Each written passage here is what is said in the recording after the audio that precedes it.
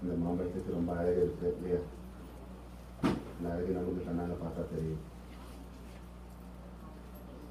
இந்த மாம்பழத்துக்கு ஒரு டேஸ்ட் இருக்குது இல்லையா? இந்த கண்ணால் பார்த்தா தெரியுமா? சாப்பிட்டு பார்த்தா தான் தெரியும். உண்மைதானே? அதுபோல அதுக்குள்ளே ஒரு சத்து இருக்குது, ஒரு விட்டமின் உண்டு இல்லையா? அது சாப்பிடும்போது தெரியுமா? தெரியாது. சாப்பிட்டதுக்கு பிறகுதான் தெரியும். அது உடம்புக்குள்ளே போனால் தான் தெரியும் இந்த விட்டமின்ஸினோட பவர். அப்போது எது அதில் முக்கியம்? இந்த அழகு முக்கியமா, அந்த டேஸ்ட்டு முக்கியமா, அந்த விட்டமின்ஸ் முக்கியமா? அந்த விட்டமின்ஸ் தான் கோடு, அந்த சத்து தான் கோடு. அது அனுபவிச்சதுக்கு அப்புறம் தான் நமக்கு அது தெரியும். அதுபோல் இப்போ சுப்பிரமணிய அஷ்டோத்திரம் அப்படிதான். அந்த அஷ்டோத்திரத்துக்குள்ள ஒரு சத்து இருக்கு. அது நீங்கள் டெய்லி சாப்பிட்டீங்கன்னா அந்த சத்து உங்களுக்கு கிடைக்கும். டெய்லி சாப்பிடணும். டெய்லி நீங்கள் ஒரு மாம்பழம் சாப்பிட்டு பாருங்க, அந்த மாம்பழத்துக்கு இருக்கிற சத்து உள்ள ரொம்ப தெரியும் இல்லையா?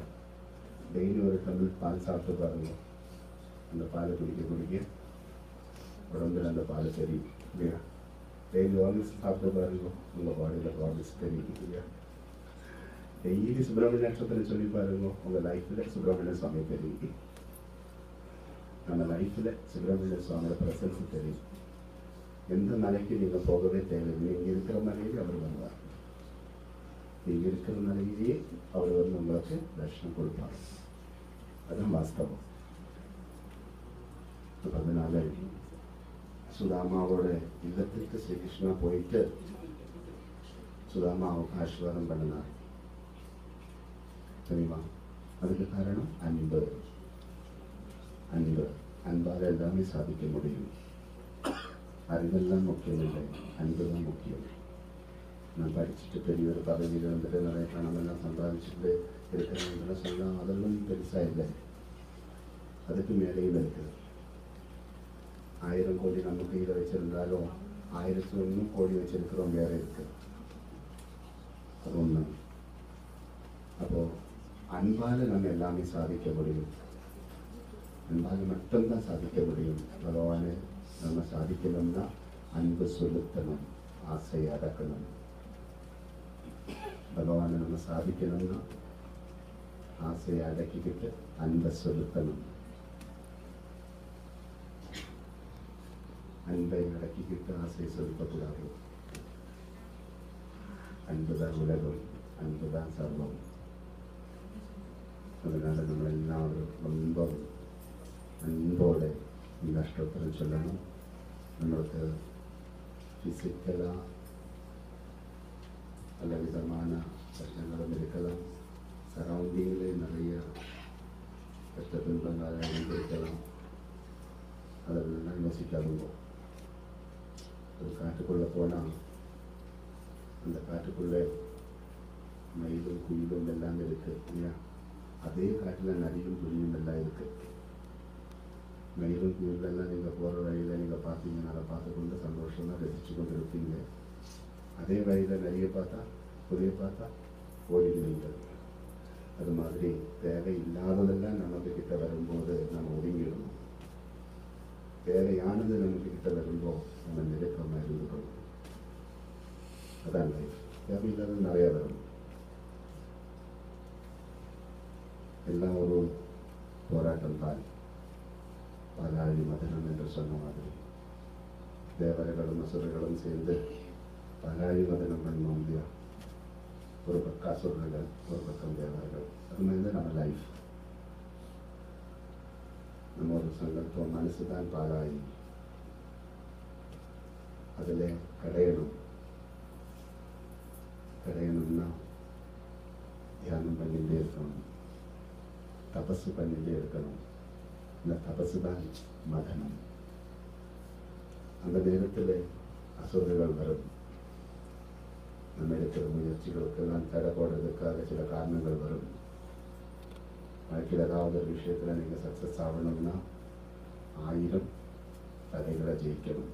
அப்போ ஒரு விஷயம் சக்ஸஸ் ஆகும். தடைகளெல்லாம் ரகசியமாக தான் இருக்கும், ரகசியமாக இருக்காது. நினைவுகள் ஒன்றும் பரசியமாக தெரியாது, ரகசியமாக தான் அது இருக்குது. இப்போ நம்ம எல்லாம் வரும் வாழ்க்கையில் நிறைய சாதனை பண்ணணும், அதான் இம்பார்ட்டன்ட். கண்ணை மூடிக்கிட்டு இருந்துட்டு சாதனை பண்ணணும்னு பாபா சொல்லலை. நான் கழிவுத்தை பொறுத்த வரைக்கும் கண்ணை மூடிக்கிட்டு இருந்தால் வாழ்க்கையில் எதுவும் சாதிக்க முடியாது. சத்தியம். வாழ வேண்டியதெல்லாம் கையில் இருந்தால் தான் எல்லாமே சாதிக்க முடியும். அப்போது கலியுகம் கர்ம யுகமாக்கும்.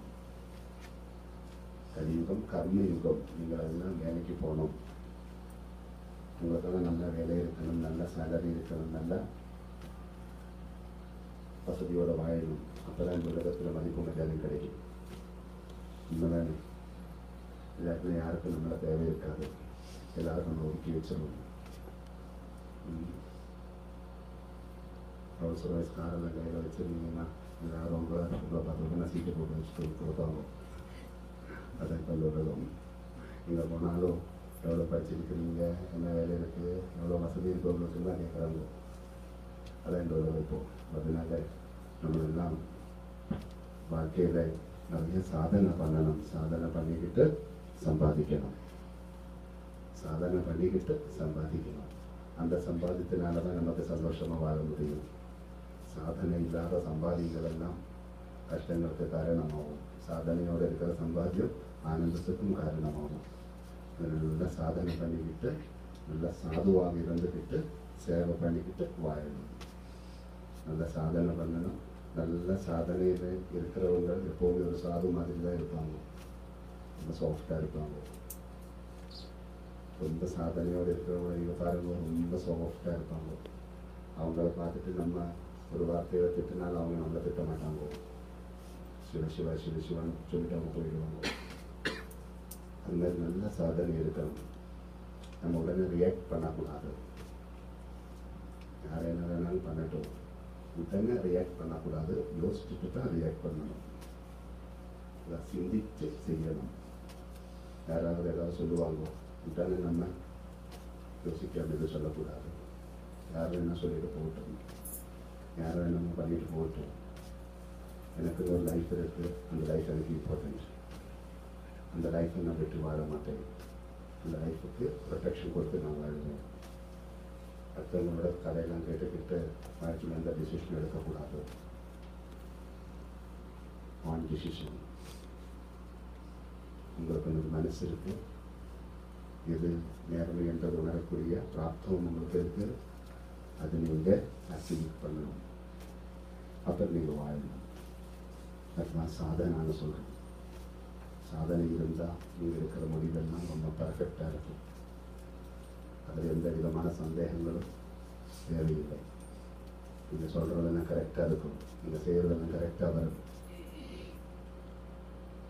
நீங்கள் ஒவ்வொரு முயற்சி எடுக்கும்போது அதில் நல்ல சாதனை உங்களுக்கு உதவியாக இருக்கும்.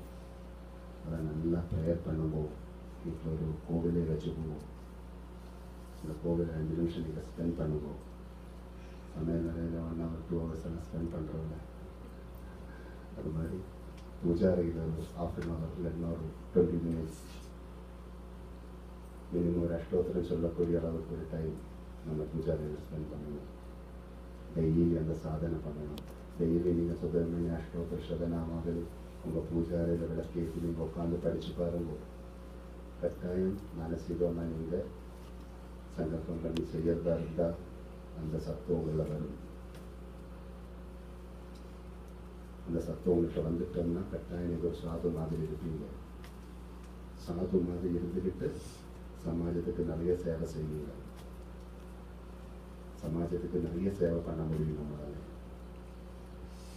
நம்மளுக்கு பசி இருந்தாலும் பசியோட பக்கத்தில் 4 பேர் இருந்தால் அவங்களுக்கு சமைச்சு போட்டதுக்கு பிறகு நமக்கு சாப்பிடக்கூடிய ஒரு மனசு இருக்கும். அதுதான் சேவான்னு சொல்கிறது. எனக்கு தேவையானதெல்லாம் எடுத்துக்கிட்டு மிச்சம் இருந்தால் 4 பேருக்கு போடுறது சேவை இல்லை. இருக்கிறதிலிருந்து கொஞ்சம் இடத்தை எல்லாருக்கும் கொடுத்து அதிலிருந்து ஒரு பங்கு நான் அனுபவிக்கிறதும் சேவை. அதனால நிறைய சேவைகள் எல்லாம் செய்யக்கூடிய அளவுக்கு நமக்கு பிராப்தம் கிடைக்கணும். நம்மளுடைய அப்பா அம்மாவுக்கு ரொம்ப சந்தோஷம் கிடைக்கணும். என்னோட பிள்ளை நிறைய நல்லது செய்யும்போது எனக்கு தான் முதல் ஆனந்தம் வரும். நம்மளால் நிறைய தார்மீகமான செயல்கள் செய்யணும். அப்போ தான் கைலாயத்திலே வைகுண்டத்திலே எல்லாம் இருக்கின்ற நம்ம தாத்தா பாட்டியில சந்தோஷப்படுவாங்க. அவங்களெல்லாம் சந்தோஷப்படுத்துறதுக்கு தான் நம்மளுக்கு எந்த ரூபம் கொடுத்துட்டு வருவாங்க. அதை விட்டுட்டு நம்ம வாழாமல் அவங்களெல்லாம் சந்தோஷப்படுத்த வேண்டிய வழியில் நம்ம வாழணும். ஒரு சரவணபவன் இந்த சேவைக்கு எல்லாரும் தயாராகி இருங்கோ.